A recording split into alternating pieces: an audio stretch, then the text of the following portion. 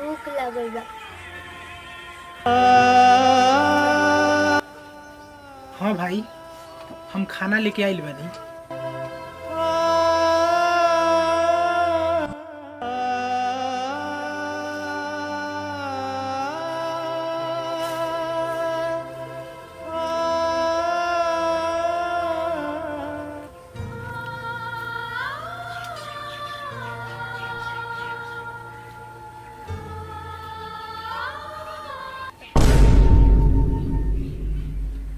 विकी, आ छोटका बबुआ सीएम कहाँ बा? नइखे लौकत। भैया शिवम अपने दोस्त के घर गइल बा। ओकर घर बहुत बड़का बा। दोस्त के घरे?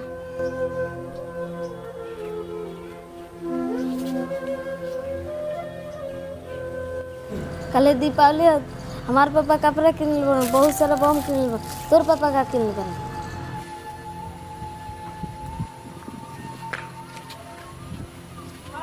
हमार कुछ नहीं के किनाई। काहे? काहे कि हमार पापा नहीं खा।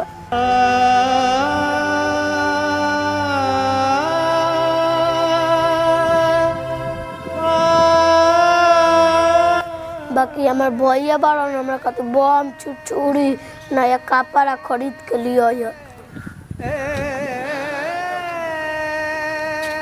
चल दोस्त, हम बनी नु ले छुरी चल फोड़े।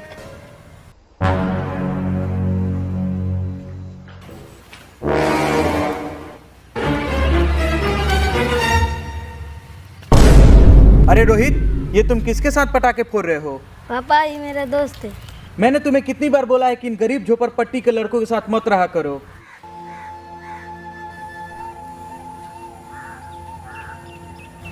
दोस्ती करनी है तो अपनी बराबरी वालों से करो। ये गरीब लोग बहुत तेज होते हैं। ये गरीब लोग अमीर से दोस्ती करते हैं सिर्फ उनका पैसा जीतने के लिए। ना भैया जी, ऐसन कौनो बात नइखे। ई दोनों खाली दोस्त हवसन। अच्छा, तो ये दोनों के दोस्ती के पीछे तोर हाथ बा।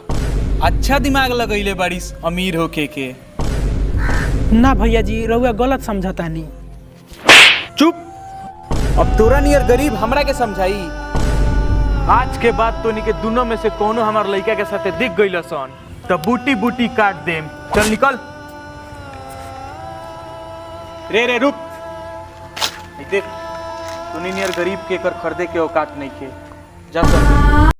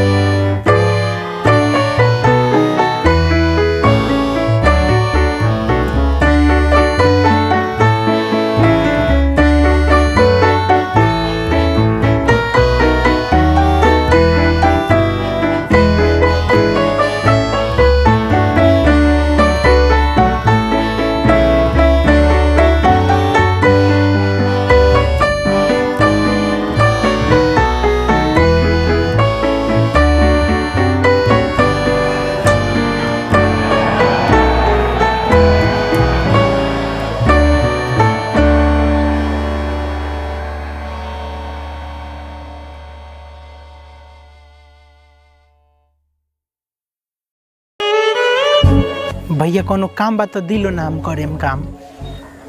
काम चाहिए नहीं काम जो। भैया कोनो काम होई तो दी ना, कोनो काम हम कर लेम। नहीं के सुना जो नहीं के काम जो। सुना ना भैया, दे देना उ काम। दीपावली उपावली आवता हूँ, झाड़ू मारे के। तेऊ ठीक है कहते और जाके पानी मर जो।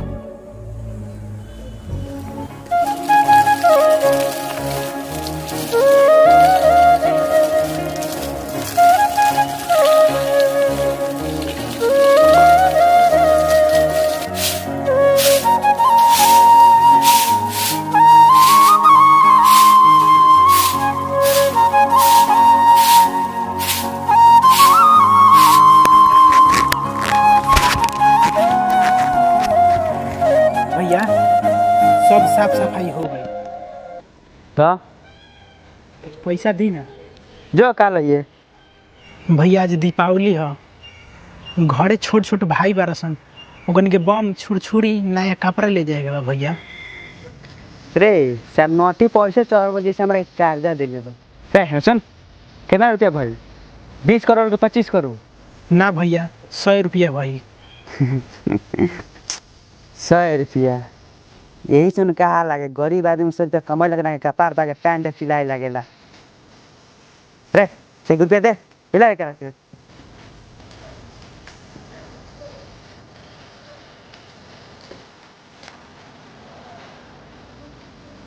इधर जा यहाँ से।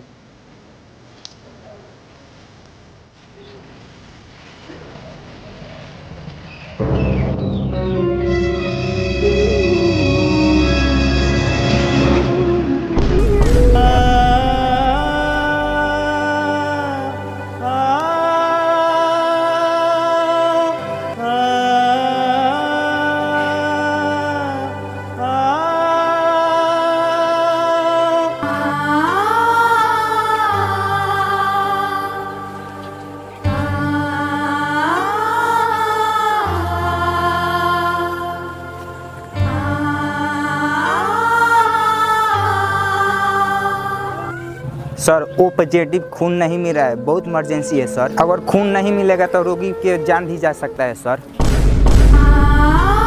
कुछ नहीं सर, तो अगर इंसानियत के नाते हमारे वजह से किसी का जान बच रहा है तो बचा लीजिए सर।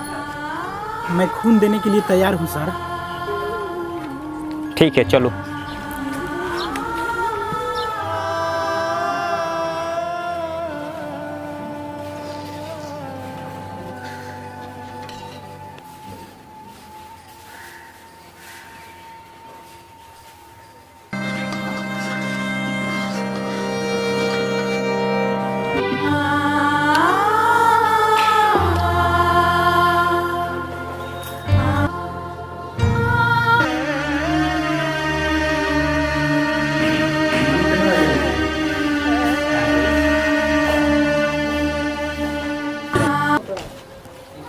ओए सुनो, ये लो जान बचाने का पैसा। ना सर जी, हम जान बचावला के पैसा ना लेम। एगो तो ना जाने हम पिछला जन्म में कौन पाप कइले बानी कि ये जन्म में गरीब बन के चुकावे के पड़ता। कम से कम एगो तो पुण्य के काम करे दी। कौन कहता है गरीब होना पाप है? गरीब के जैसा दिल किसी के पास नहीं होता है। ना जाने कितना इसमें लोग आते हैं जाते हैं, कोई किसी के बारे में नहीं सोचता है। एक तुम हो, बिना कुछ लालच के अपना खून दे दिया। बहुत अमीर हो भाई, ये लो पैसा। अरे रख लो मेरे तरफ से, अपने परिवार के साथ अच्छे से दीपावली मनाना।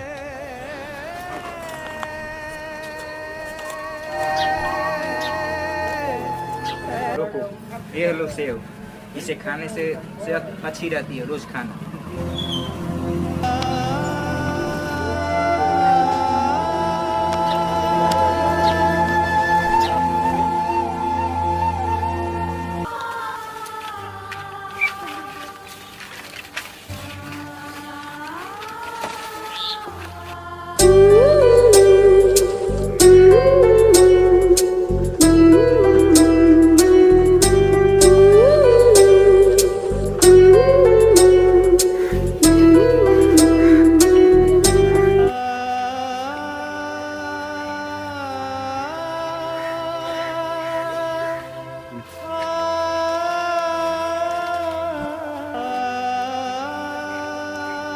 ले भाई, दोनों खा लिया सर। भैया ये कहा भाई, ये अमीर फल है, एकरा के गरीब लोग ना खाला, खाली अमीर लोग खाला।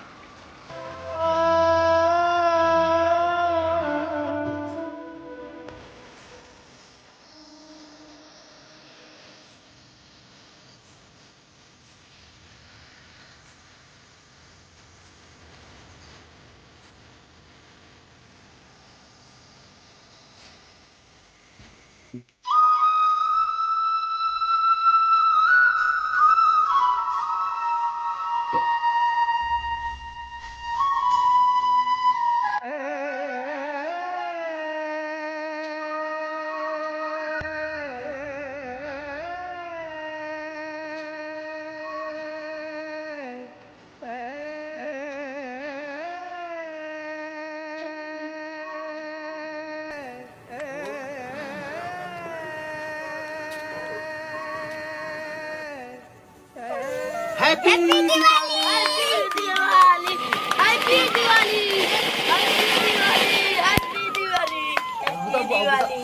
आप सभी को हमारे परिवार की तरफ से हैप्पी दीपावली।